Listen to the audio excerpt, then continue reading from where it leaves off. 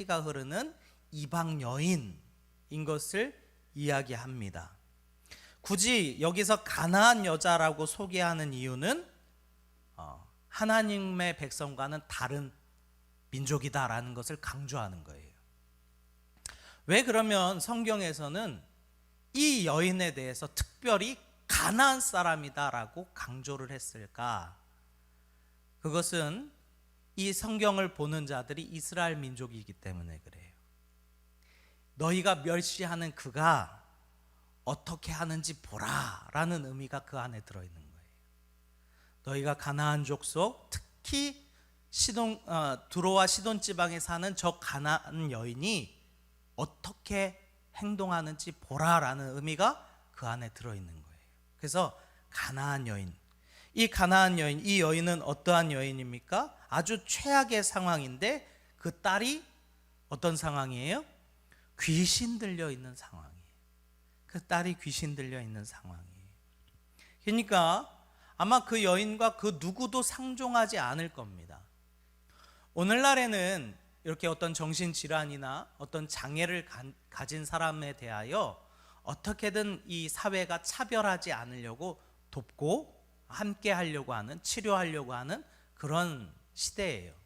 그러니까 참 사실은 좋은 시대죠. 그러나 이 시대에는 그런 시대가 아니었습니다. 이 장애인들은 하나님의 저주를 받은 자들이고, 이 귀신 들려서 정신질환이 있는 자들은 상종도 하지 않은 그러한, 그런데 특별히 가나안 사람의 딸이에요. 그러니까 이스라엘 백성에게 있어서는 아무 상관도 없는 여자예요. 아무 상관도 없는 딸이에요. 그런데 예수님께서는 이 성경을 볼 이스라엘 백성들에게 이 여인이 어떻게 하는지 보라고 적어 놓은 거예요. 자, 오늘 말씀에 보면 이 여인은 정말로 최악의 상황에 처해 있는 것을 봅니다. 저는 사람들을 볼 때에 그런 걸 봐요. 그 사람이 처해 있는 상황에 따라서 그 상황이 최악이면 최악일수록 극단적인 두 가지의 형태의 모습이 나타나는 것을 봐요. 그러니까 어떤 사람은 이제 어렸을 때부터 가정 폭력을 당한 사람, 아버지로부터 술 먹고 매 맞은 사람. 그런데 그런 사람은 극명하게 갈립니다. 똑같은 사람이 되든지 아니면 완전 반대 사람 되든지. 그런데 어떤 사람이 되는 게 더 어려울까요? 완전 반대의 사람이 되는 게 더 어려워요. 그런 환경과 상황에 처하다 보면 그 사람은 그런 상황과 환경을 탓하게 됩니다. 그리고 나도 어쩔 수 없다라고 생각해요. 그리고 자신도 크게 되면 똑같은 사람이 됩니다. 근데 간혹 진짜로 그 가운데서 특이한 사람이 튀어나오는데 정반대로 사는 사람이에요. 왜요? 너무 싫었거든요. 그 고통이 너무 괴로웠거든요. 그래서 나는 어떻게든 좋은 부모가 될 거야. 나는 우리 아버지와 같이 살지 않을 거야 라고 하며 악착 같은 마음을 가지고 새롭게 거듭나는 사람도 있더라라는 거예요. 오늘 이 여인은 어떠한 사람일까? 우리가 보통 어떤 사람들을 향해 보며 감탄합니까? 그런 모든 어려움과 상황, 힘든 것들을 극복하며 이겨내는 사람들을 보면서 우리가 감탄하지 않습니까? 그러면서 우리도 동경하게 돼요. 야, 나도 저런 사람 돼야겠다. 근데 이것이 세상의 법칙뿐만 아니라 믿음 가운데서도 그러하다라는 거예요. 믿음 가운데서도 그러하다라는 거예요. 오늘 참 희한하게도 이 가나안 지방의 여인이, 가나안 사람의 여인이 그런 믿음을 가졌어요. 우리가 잘 알듯이 원래 영웅이라는 것은 태평성대에 나타나지 않습니다. 영웅은 언제 태어납니까? 난세에 태어나요. 그러면 진짜 이 사람이 믿음을 가지고 있느냐 안 가지고 있느냐는 평안할 때 나타나지 않아요. 그 사람이 엄청난 곤경과 어려움에 처했을 때 그 사람의 믿음의 진가가 나타나는 거예요. 우리도 마찬가지입니다. 우리는 어떻든 신앙에 핍박이 없잖아요. 믿음 생활하는데 아무 문제 없잖아요. 문제가 닥쳐봐야 그 사람의 믿음을 볼 수 있다 이 말이에요. 물론 이 자리에 계신 분들은 안 나오신 분들보다 낫겠죠. 그러나 우리 또한 더 어려운 상황에 처해 봤을 때 그 사람의 믿음이 진짠가 가짠가가 드러난다라는 거예요. 오늘 이 가나안의 여인은 정말로 절망 가운데 있을 때 그 믿음이 어떻게 드러나는가, 그 믿음의 진가가 어떻게 드러나는가를 절실하게 보여주는 이방 여인이다라는 거예요. 이방 여인. 자, 오늘 말씀해 보니까 22절에 보니까 한 가나안의 여자가 예수님께서 그 지역에 오셨다는 이야기를 듣고 소리를 지릅니다. 소리를 고래고래 질러요. 주 다윗의 자손이여 나를 불쌍히 여겨 주소서. 여러분, 이 절규가 어떨 것 같아요? 그냥 대충 예수님 나 좀 도와주세요 이 정도일 것 같아요?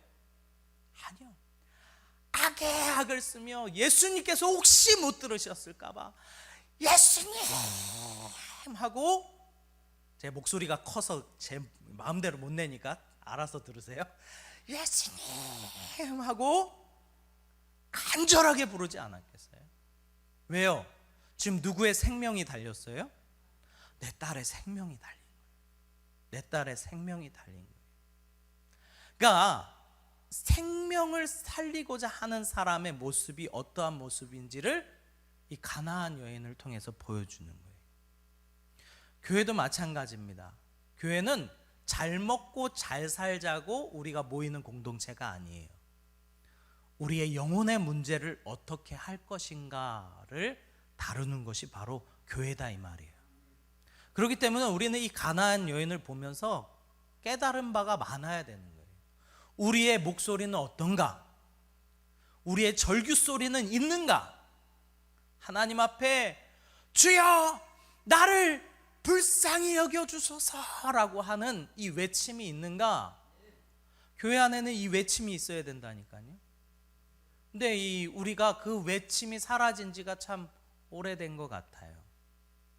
간혹 기도를 하다 보면 그런 외침이 간간히 들려요. 간간히. 자, 오늘 그런 외침이 없으셨던 분들은 오늘 그런 외침으로 기도하시길 바랍니다. 네. 이 가나안 여인이 예수님을 부를 때에 절규합니다. 이번이 아니면 안 될 거라는 그 간절한 마음으로 절규합니다. 우리가 잘 알잖아요. 집안에 몸이 아픈 사람이 있으면 온 가족이 힘들어요. 그런데 더 어려운 것은 이제 생각이 온전하지 못한 가족이 있으면 그거는 배로 더 힘든 것 같아요. 왜요? 매여 있어요. 매여 있어. 매여 있다 이 말이에요. 그러면은 그 가정이, 그 가족들이 정말 힘듭니다. 이 가나안 여인이 이 딸이 귀신 들렸어요. 행동도 온전치 않고, 우리가 성경에 나오는 귀신 들린 사람들을 보면 자신의 몸을 불에도 던지고 물에도 던졌다 이렇게 표현하잖아요. 이 딸 아이는 안 그랬겠습니까? 얼마나 온갖 말도 안 되는 그러한 짓들을 다 했을 거예요. 이 여인이 예수님께서 이 땅에 이곳에 오신다는 소문을 들은 거예요. 참 희한한 건 이 가나안 여인이 예수님 앞에 그런 말을 합니다. 다윗의 자손이여. 이 다윗의 자손이여 라는 말이 무슨 말인지 아시죠? 성경에 기록된 하나님께서 예비하신 그 메시아여 라는 뜻이에요. 이거를 유대인들이 제일 싫어했죠. 어찌 사람을, 특히 예수를 그렇게 부르느냐.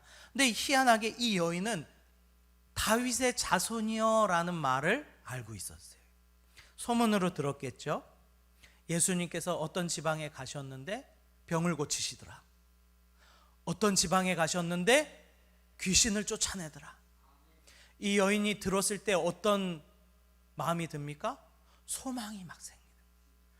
진짜 예수님 한 번만 만나면, 예수님 진짜 한 번만 만나면 내 딸이 살겠다라는 소망, 그거 아십니까? 소망이 믿음이 되는 거예요. 소망이 믿음이 되는 거예요. 이 예수님이 이 두로와 시돈 지방에 오신다는 이야기를 이 여인이 들었어요. 사실 그렇잖아요. 그 시대에 우리처럼 인터넷이 있는 것도 아니고 어떤 사람이 어디에 있는지 어떻게 알아요? 그런데 자기가 그렇기 때문에 그 아픈 딸을 데리고 예수님을 찾으러 다닐 수도 없고 예수님께서 어디 계신지 알 수도 없는 거예요. 그런데 그 예수님께서 이스라엘 지역도 아닌 이방 지역인 드로와 시돈에 오신 거예요. 그러니까 사실 이 여인에게는 말도 안 되는 상황이 온 거예요. 왜 예수님께서 굳이 이방인 지역에 가십니까? 가실 이유가 없으신데 그 드로와 시돈 지방에 가셔요. 그 소문을 듣습니다. 이 여인이 한마디로 미쳐버리겠는 거예요. 예수님 못 만나면 미쳐버리겠는 거예요, 오늘. 그래서 절규하듯이 예수님을 불러댑니다. 얼마나 미친 여자처럼 불러댔는지 그 예수님을 쫓아다니는 사람들이 그런 얘기를 해요. 23절에 보면 예수는 한 말씀도 대답하지 아니하시니 제자들이 와서 청하여 말하되 그 여자가 우리 뒤에서 소리를 지르오니 그를 보내소서. 예수님, 저 여인이 너무 소리를 크게 질러가지고 예수님 아무것도 할 수가 없어요. 예수님께서 차라리 그를 좀 보내주세요 라고 하는 제자의 말이 있을 정도로 이 여인이 절규하며 예수님을 부릅니다. 근데 오늘 23절 말씀과 같이 예수님은 어떻게 하십니까? 한 말씀도 대답하지 않아요. 보세요, 이 여인이요, 얼마나 기다리고 소망했던 그 예수님입니까? 근데 예수님께서 아는 척도 안 해줘. 아는 척도 안 해줘. 자존심 상할 만하죠. 근데 우리는 잘 알아야 돼요. 간절함이 그 자존심을 이겨야 돼요. 그래야 예수님을 만날 수 있어요. 우리가 자존심 때문에 주님을 못 만나는 일이 허다합니다. 그런데 이 여인은 그 간절함이 자존심을 이겨요. 무시해도 상관없다 이 말이에요.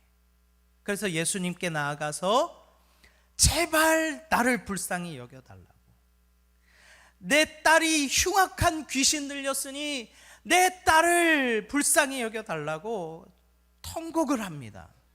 그랬더니 드디어 이제 예수님께서 대답을 하십니다. 입을 여서요. 24절에 보니까 예수께서 대답하여 이르시되 나는 이스라엘의 집에 잃어버린 양 외에는 다른 데로 보내심을 받지 아니하였다.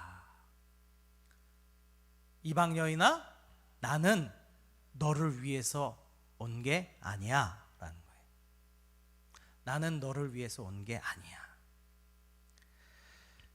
우리가 거절당하는 것이, 저는 그래요, 거절당하는 것이 참 익숙해지지 않아요. 그래서 항상 누군가 무언가를 얘기할 때에 거절당할 것 같으면 잘 얘기를 못해요.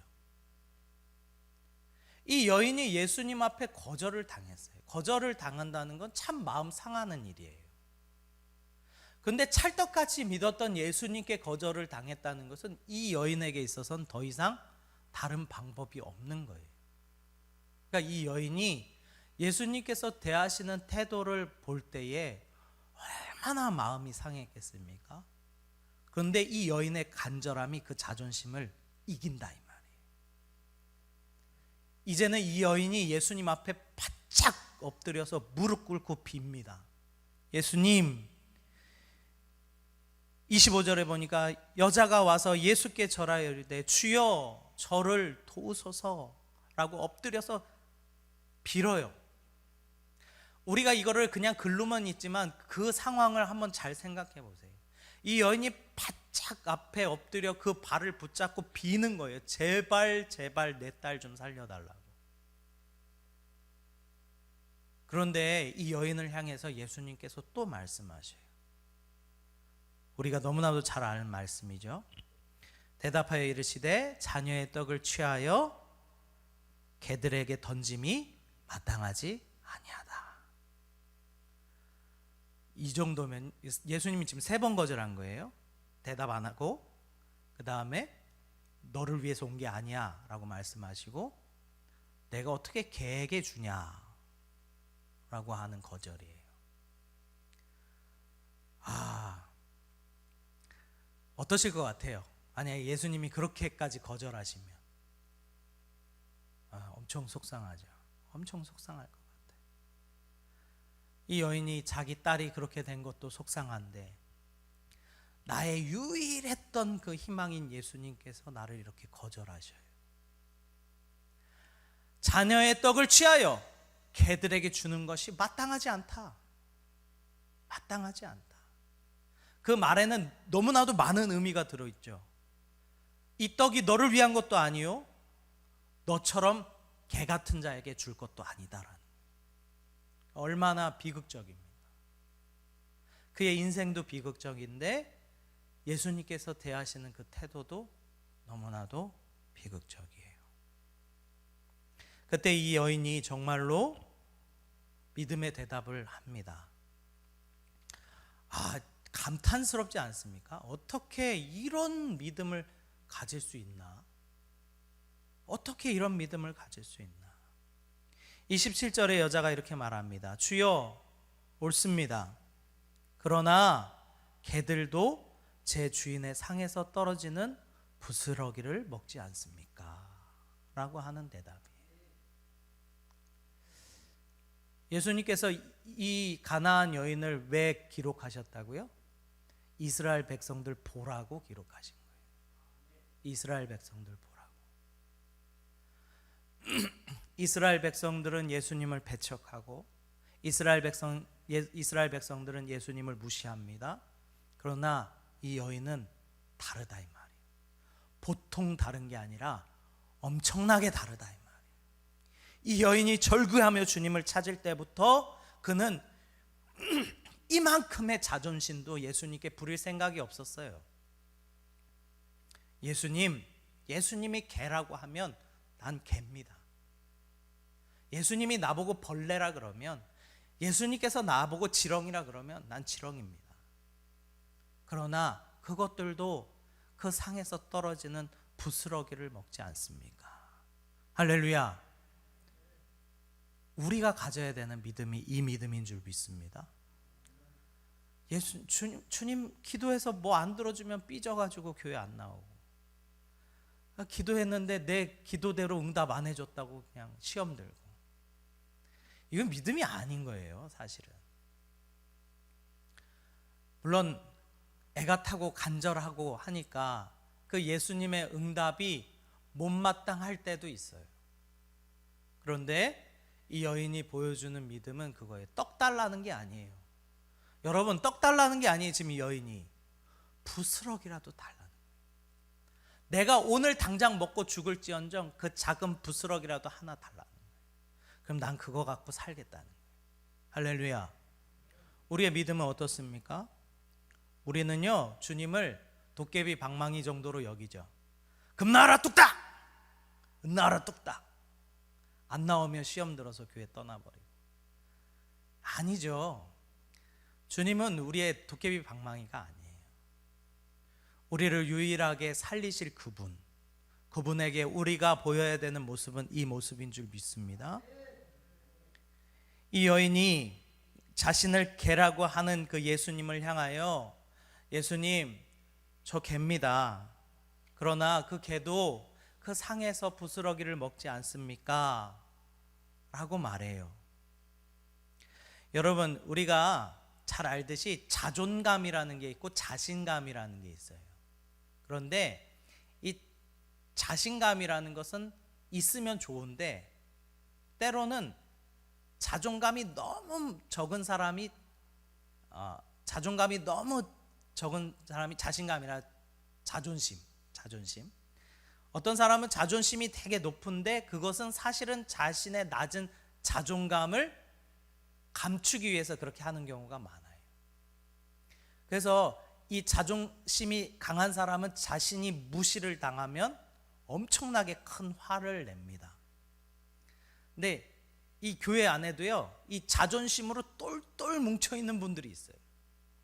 그래서 뭔가 좀 싫은 소리 하나 삑 하고 내 마음에 안 드는 소리 하나 삑 하면 갑자기 막 불같이 화를 냅니다. 자, 옆에를 보세요. 누가 그런 사람인가 한번 봐보세요. 우리에게 있어서 자존심이 필요한 게 아니에요. 우리에게 무엇이 필요하냐면 자존감이 필요해요. 자존감은 어떤 마음이냐면 아무리 짓밟혀도 꺾이지 않는 마음이 자존감이에요. 이 여인이 딱 그런 모습인 거예요. 예수님 앞에 그렇게 짓밟혔어요. 너는 개라 말했어요. 그런데 이 여인이 괜찮다는 거예요. 주님께서 나 개로 부르시면 개라고 하셔도 된다는 거예요. 그 대신 내게 내려주실 그 부스러기 같은 은혜에 달라는 거예요. 할렐루야. 우리가 예수님 앞에 자존심 부릴 게 있습니까? 우리가 교회 안에서 자존심 부릴 게 있습니까? 이게 왜 나 없이 진행이 됐어? 왜 이거 나한테 미리 얘기 안 했어? 그래서 엎어지는 일들이 얼마나 많은 줄 아십니까? 주님의 일인데도 불구하고 나한테 얘기 안 했다고 엎어지고, 나한테 확인 안 했다고 엎어지고, 이게 참 얼마나 그렇습니까? 교회 안에서 우리가 잘 알아야 돼요.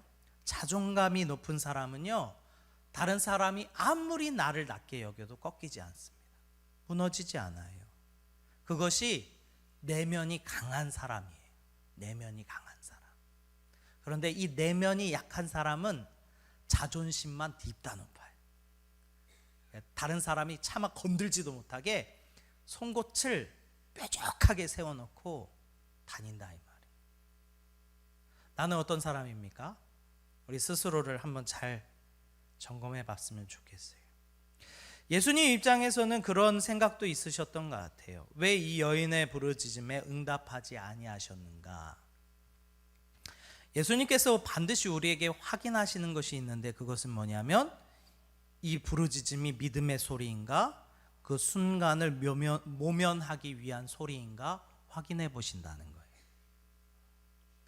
우리는 어려운 상황에 처하면 절규하며 주님 부릅니다. 그죠? 그러나 사람들이 흔히 쉽게 빠지는 게 뭐냐면 그 일이 해결되면 달라져요, 행동이. 이게 문제라는 거예요. 예수님께서는 이 여인에게 그것을 철저하게 확인시켜 주신 거예요. 3번이나 거절하면서도 그래도 너에게는 나밖에 없느냐라는 거예요. 오늘 우리도 마찬가지입니다. 우리에게 예수님밖에 없는 줄 믿습니다. 예수님밖에 없는 줄 믿습니다. 뭐 어디 다른 불교라도 다시 가실 겁니까? 부처라도 붙잡고 구원해 달라고 외칠 겁니까? 우리가 이미 하나님을 안 이상, 예수를 안 이상 우리는 딴 데 갈 데가 없어요. 예수님 말고는 답이 없다 이 말이에요. 그렇기 때문에 그런 사람들에게 있어서 보여줘야 되는 행동은 이 가나안 여인의 행동인 줄 믿습니다. 아무리 주님께서 그렇게 짓이끼고 나를 누르시고 때로는 응답하지 아니하시고 내가 원하는 길로 인도해 주시지 않는다 할지라도 내에게는 누구밖에 없습니다? 주님밖에 없습니다. 이것이 가나안 여인이 보여주는 모습이에요. 떡이 필요한 게 아닙니다. 부스러기와 같은 그 은혜라도 주여 내가 필요합니다. 우리에게 내려오는 모든 은혜는 주님으로부터 내려오는 줄 믿습니다. 이 여인은 예수님을 조금도 의심하지 않았어요. 이 여인은 예수님밖에 없습니다를 고백한 거예요. 그래서 예수님께서 뭐라고 말씀하십니까? 내 믿음이 크도다. 감동적입니다. 내 믿음이 크도다. 이것이 우리가 장차 들어야 되는 말씀인 줄 믿습니다. 주님께서 나를 딱 보셨을 때 너의 믿음이 크도다. 예수님께서 왜 드로와 시돈 지방에 가셨습니까? 이 여인 만나러 가신 거예요. 이 여인 만나러 가신 거예요. 오늘 읽지는 않았지만 29절에 보면 이 가나안 여인을 만나고요. 예수님께서는 거기를 떠나서 갈릴리 호숫가로 돌아가셔요. 그러니까 예수님께서는 갈릴리 호숫가로 갈 수 있었는데 굳이 두로와 시돈 지방을 지나서 갈릴리를 가신 거예요. 왜 가셨어요? 만날 만한 사람을 만나기 위해서 가셨다 이 말이에요. 오늘도 이 시간 주님께서 만나 주실 사람이 있는 줄 믿습니다. 그 한 사람, 하나님께서 찾으시는 그 한 사람, 오늘도 내가 되기를 간절히 소망합니다.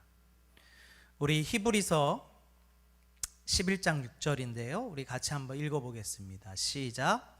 믿음이 없이는 기쁘시지 못하나니 하나님께 나아가는 자는 반드시 그가 계신 것과 그가 자기를 찾는 자들에게 상 주심을 믿어야 할지니라. 아멘. 우리에게 있어서 이러한 가나안 여인과 같은 믿음이 있습니까? 그러면 오늘 부르짖고 그 믿음을 달라고 기도하시기를 간절히 소망합니다. 이 본문 말씀을 보면서 뭔가 대단한 것을 설교하고 싶었는데 대단한 게 나오지 않아요.